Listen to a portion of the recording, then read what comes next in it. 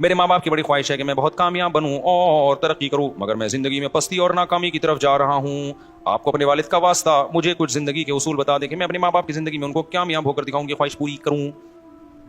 میرے بھائی ماں باپ کیا چاہتے ہیں مجھے نہیں پتا. اگر ماں باپ چاہتے ہیں بڑا آدمی بن جاؤ، پیسے کماؤ، نوٹ چھاپو، تو یہ کوشش آپ کے بس میں ہے، نوٹ چھاپنا آپ کے بس میں نہیں ہے. تو ایسی چیز میں اپنی محنت ضائع کر رہے ہو جو آپ کے اختیار میں نہیں ہے.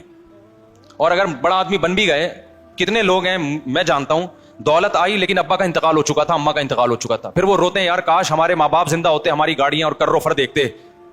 تو ان کی اس کامیابی کا ان ماں باپ کو کوئی فائدہ نہیں ہوا. وہ روتے ہیں کہ یار ہم غربت میں جب ہمارے پاس دولت آئی تو اماں ہی نہیں ہے. تو بھائی ایسی چیز کو ہدف بناؤ جس کا ماں باپ کو حقیقی فائدہ ہو. وہ ہے نیک بن کے دکھا دو اور محنت کرو. محنت کے بعد پیسہ آ گیا ٹھیک ہے، نہیں آیا تو بھی ٹھیک ہے.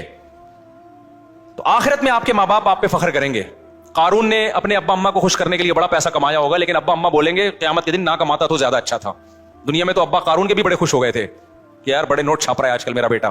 لیکن آخرت میں ابا کہے گا قارون کا بیٹا یہ غلط سمت پہ چلا گیا، موسیٰ کے ساتھ ہو جاتا، غریب رہ جاتا، وہ زیادہ اچھا تھا.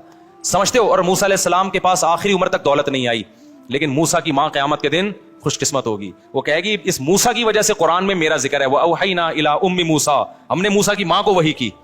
تو اولاد جب نیک بنتی ہے تو ماں باپ کے لیے فخر کا ذریعہ بنتی ہے. تو آپ نیک بنے، چاہے یہ بات ابا اماں کو سمجھ میں نہ بھی آ رہی ہو، پھر بھی آپ کیا کریں؟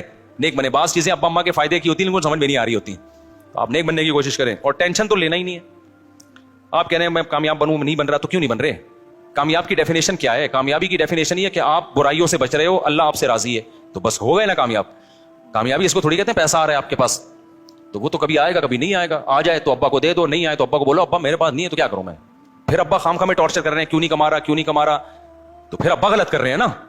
ابا کو بولو ابا یہ آپ نے کما لیا تو اللہ نے تقدیر نے آپ کا ساتھ دیا، میں نہیں کما پا رہا تو میں کیا کروں.